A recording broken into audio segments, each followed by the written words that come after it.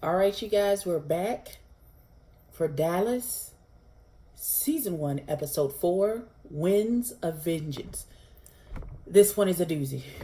Let's get into it. Ain't it obvious? I just got the check for depositing. $750 for the sound wave to get it processed. Won't stop till that shit weighing down my pockets. My main thing's to my main thing. She a blossom. When she ease the pain with the brain, she a doctor. She open up, then a thing thicker than the plot gets. Swear that shit is awesome. Sight for the optics. Young nigga on top. Nike's all I'm rocking, so that all they see is checks from where the head to where the socks fit. No logo on the bifocal, flicking old roach tips. Won't even show my face until all the shows book. Need the cash in advance, leave them all social. I'm the guy they chosen. Rise up like the rose and put them on a poster. All the way up in the sky where the stars posted. Sip it on that rose, I put it down on coasters. Stack francs from the waves till I own the ocean. More praises for the sayings, let it all soak in. They like, hey, that shit is flame, bitch, I know I rode. They going tight. Hey, it's your girl EBBIE with EBBIE Reviews. Welcome back to my channel.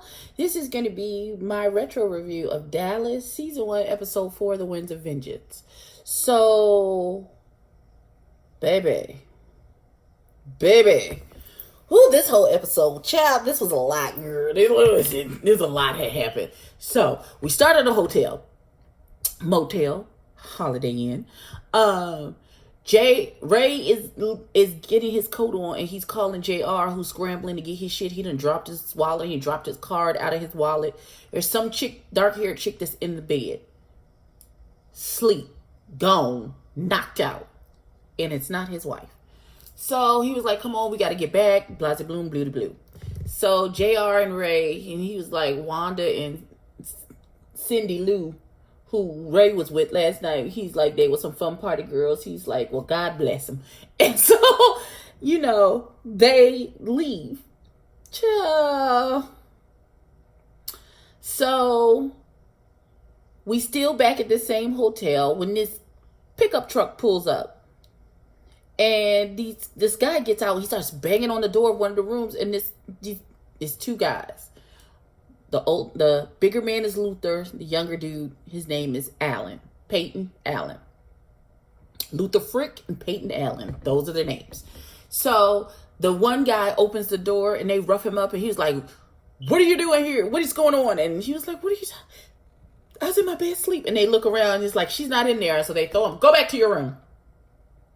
They go to the next door. The door is not locked. They just open it and walk in. That is where Wanda, now, is her name Wanda? Wanda is still sleeping. So Luther and Frick and Peyton Allen go in the room and Wanda's still sleeping. And Luther wakes Wanda up real roughly. And she's like, oh my God, what are you doing here? Turns out Luther is her husband. Oh my God. So Allen has gone into the room and he done got Cindy Lou out her bed. She wrapped up in sheets. They trying to figure out what the fuck is y'all doing. So Luther done smacked the piss out of his wife. Talk about what the fuck are you doing here in this hotel? And she was like, what are you talking about? And so he finds a card with JR's name. And he's like, okay, all right, got you. So a super snow hurricane is heading towards South Fork. Miss Ellie is on her bed of affliction, Jesus. She's not feeling well. Sue Ellen done brought her some lunch. Miss Ellie is talking to Sue Ellen about giving Pam a chance. Now they are starting to warm to Pam. She's in good with Lucy. Blase Bloom, they know she hasn't betrayed the family. So give her a chance and let's start to welcome her in. So, Sue Ellen is trying to get the house ready for the storm. Bobby was getting ready to go home when his daddy came in and told him he made dinner plans to show him off to his friends because he's been bragging on him that he's such a good executive. And Bobby was like, that's cute, but it's about to storm and I want to go home and be with my wife.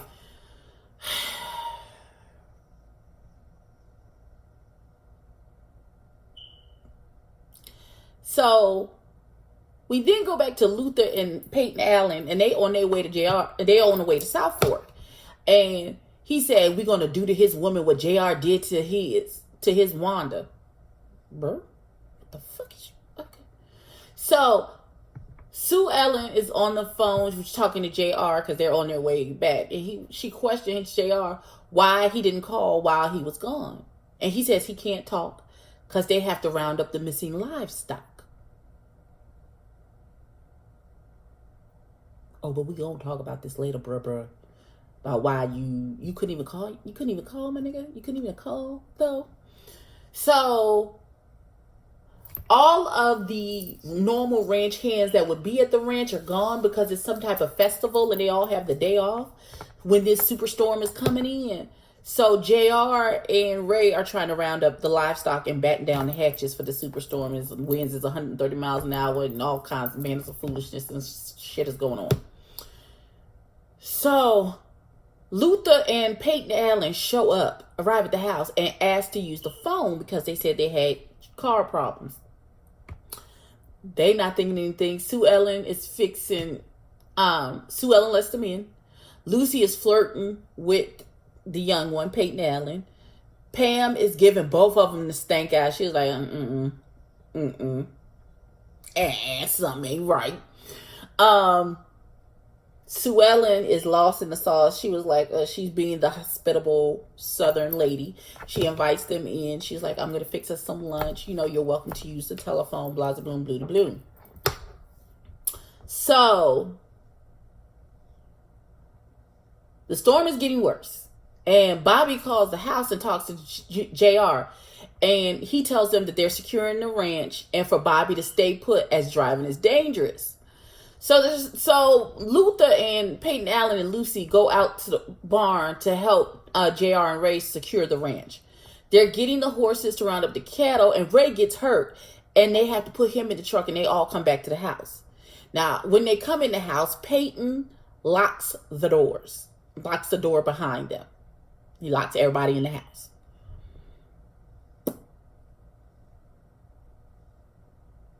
When they come back and they see that Ray is hurt, they lock. Okay, now that everybody's in the living room, they lock the door and they pull out their guns. Now JR offers them money. He's like, we ain't got much money in the house, but whatever we got, you can have. And they said they don't want money. They came for justice. Whew. The phone rings and they make Pam answer it, and it's Bobby. She tried to throw him a hint that everything ain't right. Something ain't right in the milk. So, the hint that she gives him, and she's like, yeah, JR and I are about to sit down and play backgammon. Knowing good and well she don't fuck with JR like that, and Bobby knows it. So Bobby, his daddy, okay, so they hang up the phone. So Bobby daddy come in there and talk about so we going to dinner with my buddies and da-da-da-da. He's like, no, we going home. Something is wrong. He was like, she just said, she gonna play backgammon with JR. And he was like, well, don't you want them to get along? She was like, she don't even know how to play backgammon. Something is not right. Come on, we going to the house. And daddy was like, Jesus Christ, you worried for nothing. But Bobby knows.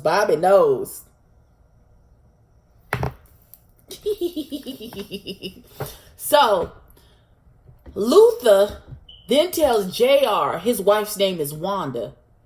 And JR tries to play dumb about knowing her. So, Luther then says his wife said JR got her and her friend drunk and raped them.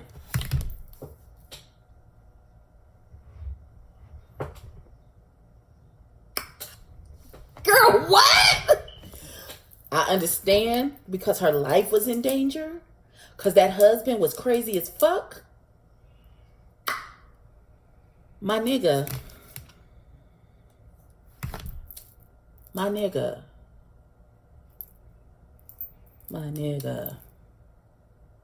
Your wife, in order to not get killed by you because she cheated, she told her husband that he raped her. And instead of calling the police, this nigga done came to your house so he could rape your wife too? So y'all be even? The fuck? Listen.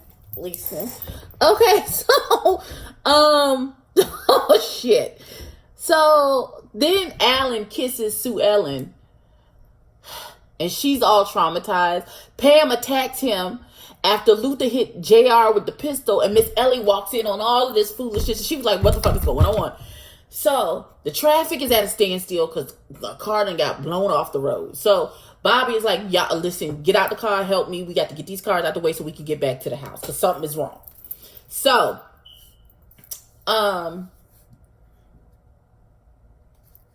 they take Ray into the kitchen and tells JR to find some rope so they can tie him up.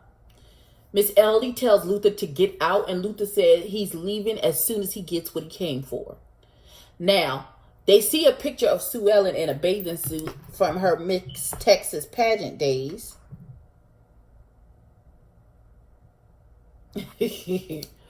And so he takes her off to her house to find her Miss Texas sash and force her into a bathing suit and put this freaking sash on. Child, the kinks. Now,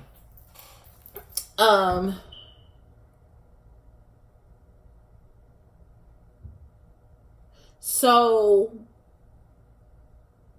now that Luther has established that he done picked Sue Ellen and Sue Ellen is who he's gonna fuck with, Alan says, well, ooh, I got a choice between her and her. And let me tell you about Lucy's petty, ridiculous ass. She said she throws Pam under the bus. She's like, well, Pam used to belong to Ray before she married my Uncle Bobby. Bitch. Did you just throw me under the bus to get raped, bitch? Is that what you did? Is that what you did? But let me tell you how it backfires. Because when Pam explains that her relationship and that she's an outsider and she's lower class, she was like, oh no, we didn't come to get one of our own. We came to get one of y'all's. So I'm going to pick you, Lucy, anyway, bitch. The grave you dig for someone else will be the one you rot in, bitch. Bitch. Karma is a mean bitch, and she came back fast. Listen. Whew. Jesus. So, while Sue Ellen is looking for her Texas banner with Luther, Pam says to Alan, I hope you know we don't believe this rape story. We know that's some bullshit. And Alan is like, I don't give a damn. And he's like, I'm 1,000% sure she didn't get raped. That's not why I'm here. I'm just here to have fun. Oh, you think rape is fun? You're a sociopath. Somebody go. What? Oh my Atlanta. So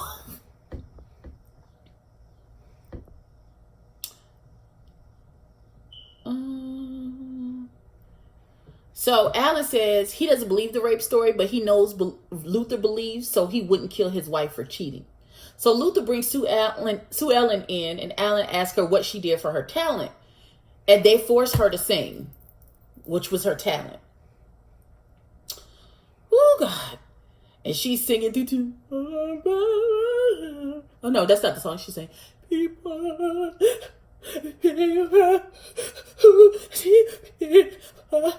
She trying to get through the song. The girl is traumatized, child. She is traumatized. And they make her take off her coat, so she's standing there in her bathing suit. So Pam says to Alan in front of everybody, so you just gonna let Luther take his justice out on Sue Ellen when you know he didn't rape your sister? That's what you're gonna do? That's what we doing now? And he's like, your sister who was, you just told us your sister a floozy who always looking for dick. So you just gonna let this happen? This innocent woman, you just gonna, that's what you're gonna do? I love Pam. That's what you're gonna do? You just gonna allow, that's what you're gonna do. Listen. So Bobby and his daddy arrive and they go in through the back door. Luther says they are done. He's like, once he realizes that his wife is a floozy who was out looking for dick and did not get raped, and all of this has been for naught, and he should have been whooping her ass this whole time instead of terrorizing these people. He's like, he's done. He ready to go to the house. He upset. So Alan is like, I don't care. I came to get some coochie and I'm gonna get it. So he goes to reach for Lucy when Pam volunteers his tribute. He says he came, once again, he says, I came for one of theirs, not one of ours.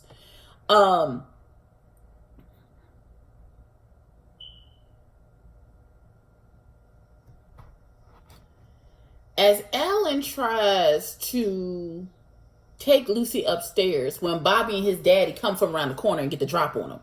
Now, Jock is ready to kill everybody. He, pow! Hold up! Wait a minute. It's a chopper. It's a chopper. He's like, somebody call the cops before I kill these fools. That's what was really going to happen. And Miss Ellie is like, no, let them go. He's like, no. She's like, you can't involve the law. I'm trying to figure out why can't we involve the law? These people came in here on the humbug. It doesn't matter that he slept with the man's wife. That's not against the law. All of this kidnapping shit and traumatizing people and terrorizing us, that's against the law. But she was like, no, you got to let him go. So I guess Miss Jock, whatever Miss Ellie say, Jock do. So he let them go. And Jock and Miss Ellie take Lucy upstairs. Sue Ellen is traumatizing on the floor. JR is looking dumb in the face. Bobby and Pam get together and they go upstairs. JR goes to Sue Ellen and tries to cover her with her coat. And she snatches away from him. And she was like, fuck you, because this is bullshit. It's all your fault. If you just learned to keep your fucking dick in your pants like somebody with some goddamn sense, none of this bullshit would have happened. She said all of that with her eyes, not with her mouth. But in her eyeballs, that's what the fuck she said to him. She's like, fuck you and fuck your life, nigga. You gonna pay for this bullshit. All I tried to do was be a good fucking wife to you, and you've been cheating on me this whole time. Man, fuck you and fuck your family. That's how she felt, and she walked the fuck out. She also gives Ray the stink eye, like, I know you've been in on this shit this whole time, co-signing on his bullshit, and fuck you too. And she leaves Ray and JR looking at each other dumbfounded. And that's how the episode ended. When I say, I was like, oh, this whole episode was drama filled. Do you hear me? Drama filled. I was in for this whole episode. It was so good. So, please, if you've seen the episode, jump down in the comments. Was you gagged? Because this was gag worthy, this episode. I wanted Sue Ellen to start punching and kicking a bitch when all of this was over. Like, I wanted her to cuss him the fuck out. But, guess not. So, please, like, comment, and subscribe. Tell a friend to tell a friend. And I will catch you in the next one. Peace.